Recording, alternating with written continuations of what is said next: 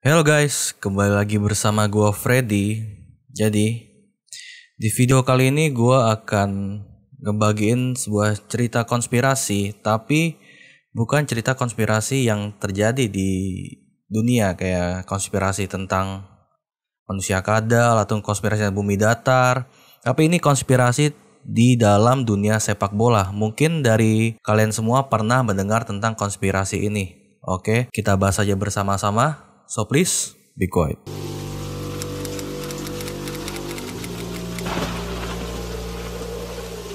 Yang pertama itu adalah gol kutukan Aaron Ramsey. Bagi kalian yang belum tahu siapa itu Aaron Ramsey merupakan gelandang yang terkenal itu pada saat dia bermain bersama klub raksasa Inggris yaitu Arsenal. Dia mengawali karirnya di Arsenal pada tahun 2008. Nah, banyak yang mengaitkan bahwa gol-gol yang diciptakan oleh Aaron Ramsey ini menjadi gol kutukan bagi kematian beberapa tokoh-tokoh terkenal. Nah, hal ini juga muncullah teori-teori konspirasi lainnya bahwa mengaitkan gol-gol dia ini dengan kematian tokoh-tokoh terkenal di dunia.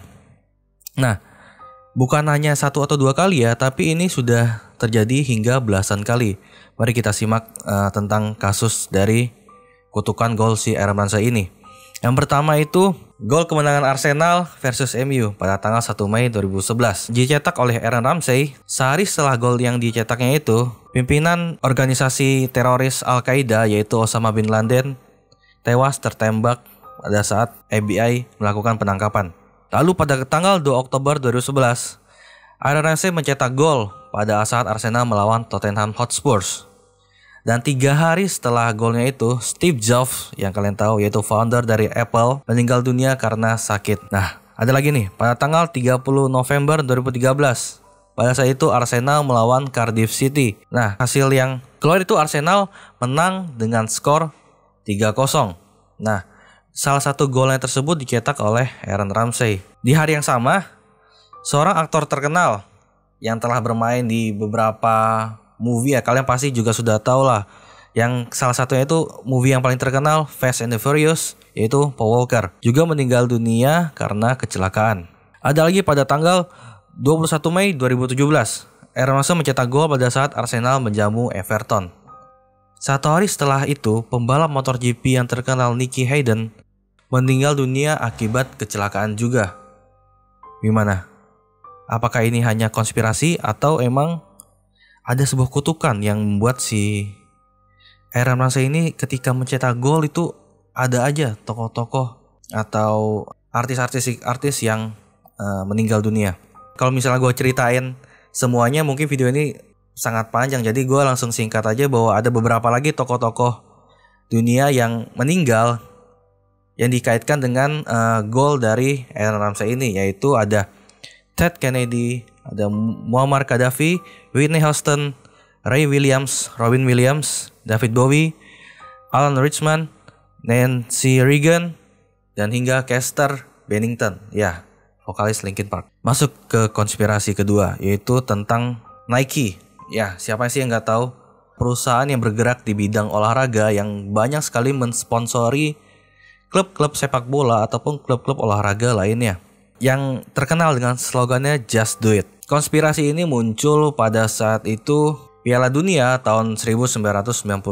Pada saat itu negara Brazil masuk ke final melawan Prancis. Secara tidak langsung brand dari Nike ini juga naik dong karena dia kan mensponsori klub negara Brazil ini. Dikabarkan juga yang kalian pasti sudah tahu lah, Ronaldo yaitu bintang emas dari negara Brazil ini dikabarkan dia itu sakit atau tidak fit lah pada saat itu. Tapi menurut dari beberapa orang bahwa Nike memaksa Ronaldo untuk ikut bertanding melawan Prancis karena ingin meningkatkan kualitas atau meningkatkan brand dia tersebut biar semakin terkenal gitu. Tapi tidak membuahkan hasil, di mana Brazil tetap kalah dengan skor 3-0. Menurut Anda apakah memang Nike ini memaksa Ronaldo atau memang keinginan Ronaldo sendiri atau memang dari keinginan negaranya Brazil?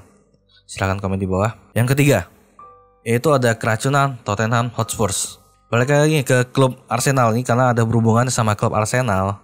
Pada musim 2005-2006 Arsenal dan Tottenham Hotspur itu saling beradu lah ingin menempati posisi keempat untuk masuk ke zona Liga Champion.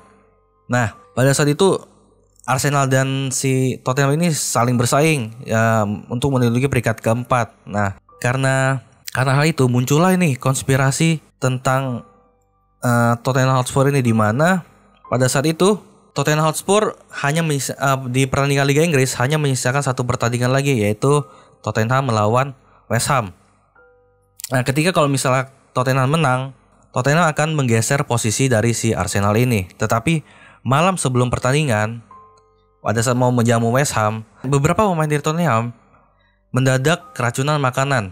Nah, hal ini juga dikaitkan dengan kepala koki hotel pada saat itu, di mana katanya kepala koki hotel ini adalah fansnya si Arsenal. Jadi mungkin dia tidak suka dengan jika si Tottenham ini menang, kan akan menggeser posisi Arsenal. Jadi Arsenal tidak masuk ke zona Liga Champions seperti itu. Nah, setelah diselidiki, bakteri yang masuk di makanan ini tuh tidak ketemu gitu. Jadi nggak tahu dari mana bakteri ini berasal. Kejadian ini disebut juga sebagai Lasagna Gate. Tapi dan akhirnya juga si Tottenham Hotspur ini tidak menang melawan West Ham dan Arsenal berhak untuk masuk ke zona Liga Champions. Yang keempat, Barcelona dan pemberontak di Syria. Teori ini memang sedikit liar dan sangat sulit untuk dipercaya. Tapi ini dimunculkan oleh sebuah stasiun TV yang pro terhadap pemerintah Syria. Yang mana dikatakan bahwa pada saat Pep Guardiola masih melatih Barcelona, dia dituduh sebagai seorang yang menyeludupkan senjata. Mereka menuduh bahwa El Clasico adalah pesan yang tersembunyi yang ditunjukkan oleh Barca, dan formasi Tiki Taka itu adalah formasi untuk menunjukkan secara jelas rute-rute mana saja yang dilalui oleh para pemberontak di Syria. Posisi para pemain Barca mempresentasikan para penyeludup tersebut, sementara aliran-aliran bola itu mempresentasikan posisi di mana lokasi-lokasi senjata itu berasal. Menurut stasiun TV tersebut, ketika Lionel Messi berhasil memberi umpan atau mencetak gol, itu berartinya senjata-senjata itu telah sampai di tangan para pemberontak di kawasan Dir Al-Zur. Menurut kalian gimana? Apakah ini hanya konspirasi atau memang ada hubungannya dengan pemberontakan bersenjata di Syria? Silahkan komen juga di bawah. Yang kelima, yaitu yang terakhir, Piala Dunia pada tahun 1958 itu hoax.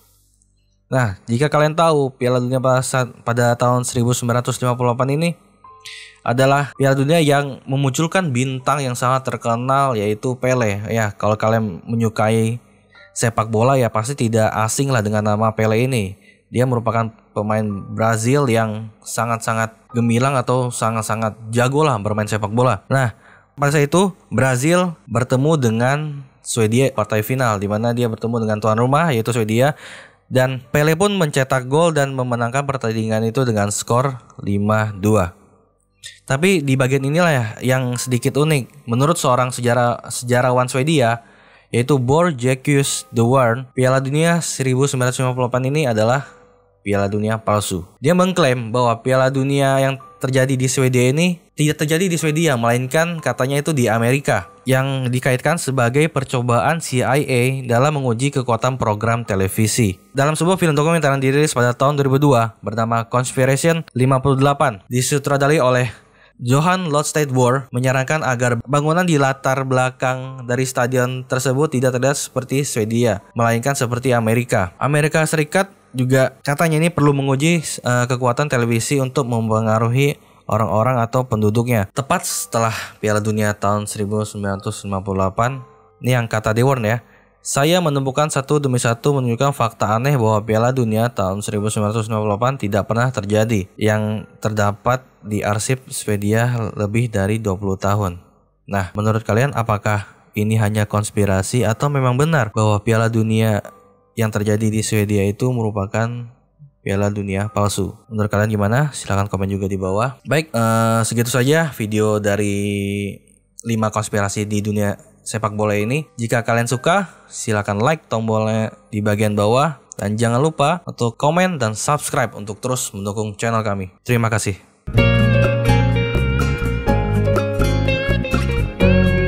yang bilang